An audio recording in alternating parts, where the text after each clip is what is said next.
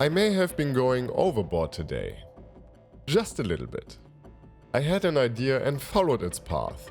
A dark one, a rewarding one, and a very unique one. A path of creating something truly different. I answered the age-old question, what if the Saturnine armor came with wings?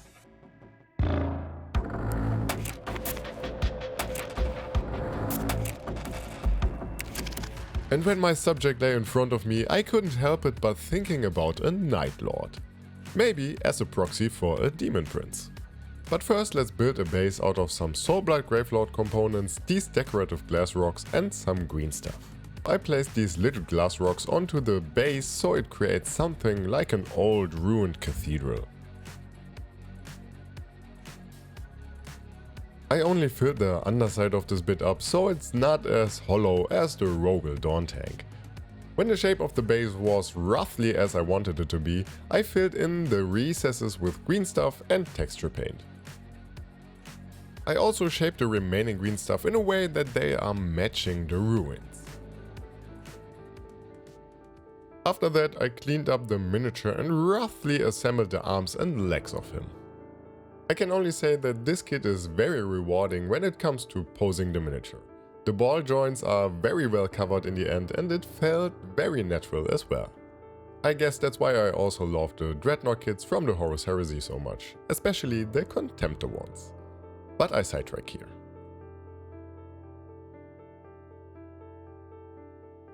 I took this huge amazing axe, felt a little sorry once again as I'm going to replace it with something more chaosy.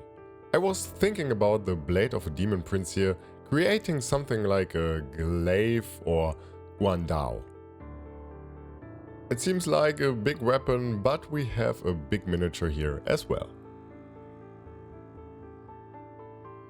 And after that I assembled most of the miniature and gave it my very heroic, or I guess in this case, my villain-like stance. When most of the miniature was posed, I replaced his right arm with the hand of a crypt horror. It was here that I truly realized that I'm working with a bigger miniature this time and that it is a little trickier to get everything into the same scale. But in the end I wanted it to read as demonic, like, you know, the combination of demon, armor and human.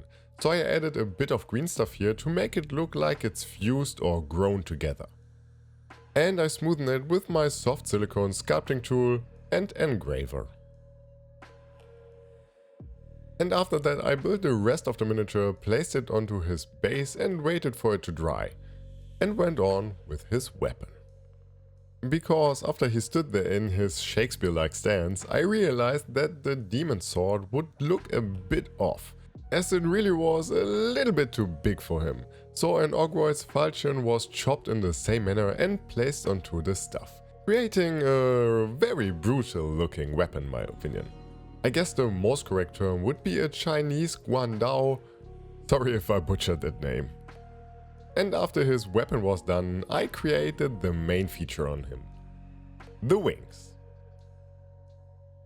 These are from the new Chaos Demon Prince kit, but they are a little bit too big even for this chonker of a miniature. So I had the idea of just cutting one element away, and maybe I even could have gone for a second one. But I thought, who doesn't like huge wings on a miniature, and in the end it makes him more intimidating, and I can only imagine that the Saturnine armor would weigh as much as a car. Which is a very specific measurement, I know. I only cleaned the finger where the flight skin was attached with my knife and smoothened it with just a little bit of sanding paper. This channel really brings me to say some things that are not really normal to say. Anyway, this time I finally had the muse to pin his huge wings as they wouldn't hold their own way, and I used the method some of you guys wrote down here in the comments of using some office paper clips for it. So I drilled holes into the wings and on the according backspots of the Terminator's armor, which was of course very much measured, planned and executed exactly as I wanted and totally not eyeballed. I mean, who would do such things?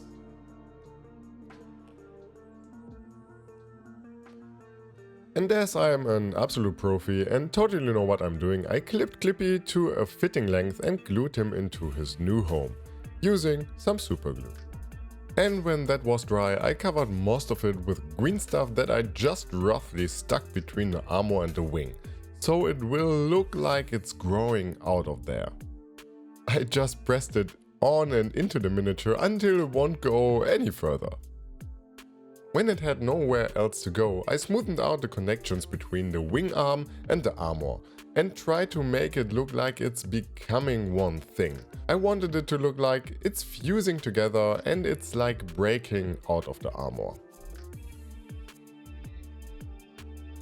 If you made it up until this point, I would love to encourage you to leave a like or a subscription, and if you already have the new hype function, you could try it on this video, as it seems to push it to other people and help this channel grow. So thank you in advance. And after that it was time to place some chains onto him, especially on some parts where the texture was still a little bit rough to cover it up. Like the base of the wings where I cut away the flight skin and the back where I just rushed the sculpting a little. But first I started wrapping a chain around his hand as it seemed very easy for a first try.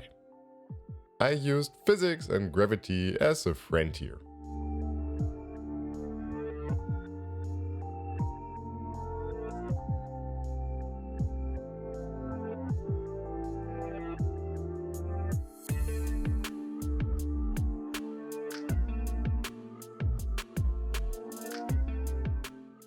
And the last step was to add a little bit of Agrellan earth to the green stuff. My idea was that I could paint it like it's cracked armor that's fused together with the wing arm. I don't need anything to be symmetrical at this point, it's chaos after all and it looks better if it's asymmetrical. And after I started priming the miniature, disaster struck. The primer went out, so I had to prime it purple. I painted the wings with a sponge, just to slap on some paints here and to get a nice transition between colors right from the start. I like this, let's call it a more natural approach instead of using an airbrush for wings, as it just fits my painting style a little bit better. So I started with the dark purple and wet blended myself up to light flash. And after that I used a brush to push the color onto the places I want them to be, creating lots of volume and natural shades here. In general, one can say I aim for the brightest parts to be on the most raised areas. And also that I went a little bit back and forth to get a natural looking but still fantasy-ish look, as I wanted a stark contrast to the soon-to-be blue armor, which was on the menu now. And of course I used Night Lord's blue, as this is just the OG color and a must use for me at least. I just mixed in a little bit of dark purple from before for the shadowy parts and wolf grey for the highlighted parts into it.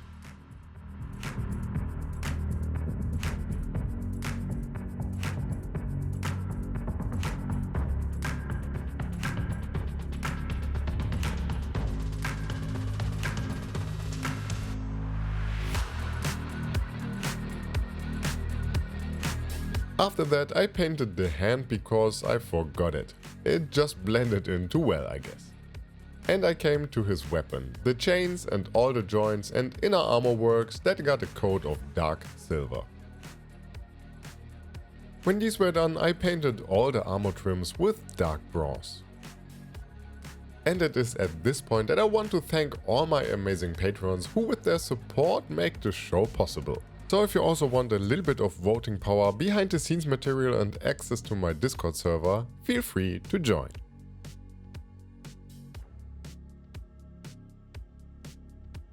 As he is a Night Lord, he obviously needs a night style base. So I smudged on some blues and purples, and while these were still wet, I used the opportunity to create a classic Night Lord's contrast with red, without painting something red on the miniature itself, as I personally think it's just a little bit too 90s.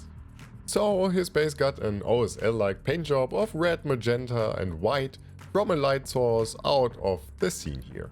Maybe I'll add a LED here sometime in the future, it seems like a good spot to try it out.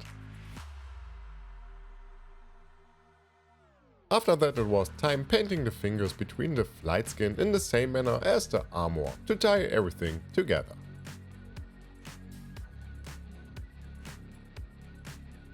And then I washed all the metallics and base with Vallejo's Game Wash Black. I like this wash as it doesn't distort the original color and just darkens it down. After that I focused on the upper part of his armor torso and edge highlighted it with a 50-50 mix of Night Lord's Blue and Wolf Grey. And I tried to be as neat as possible here.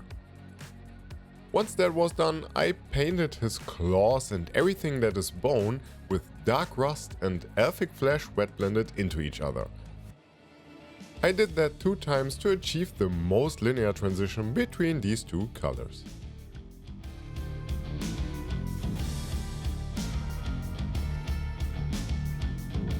When this was done, I carefully edge highlighted the trim with light bronze and the other metallic parts with bright silver. I only keep in mind that I want the metallics to read as old and a little worn down, as these warriors do wear their armor for quite a time. If we think about 40k at least. But anyway, I want to represent that on the miniature itself. That's why I often do these steps with an old and worn down brush and work with a dry brushing motion. In this way I only get the most raised parts. And for bits like the weapon, I carefully stipple along the edges and its general shape. And I also brighten up the edge of the blade.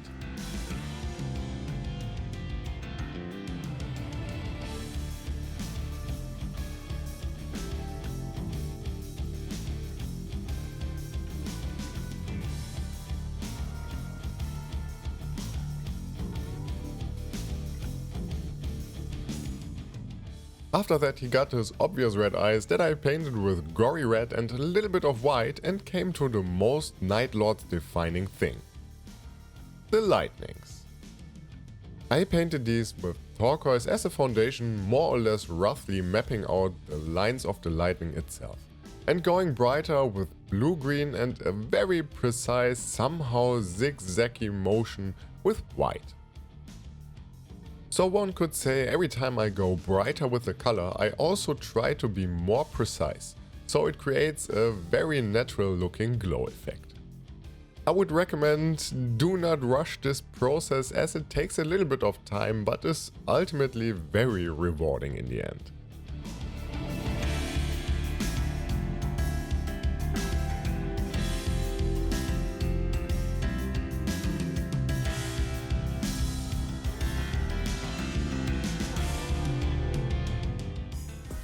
So what do you think? Did I answer the age-old question, can a Saturnine armor have wings? And will it look good? Or is this just a little bit too much? Or is it too much but it's still fitting for 40k? Or 30k?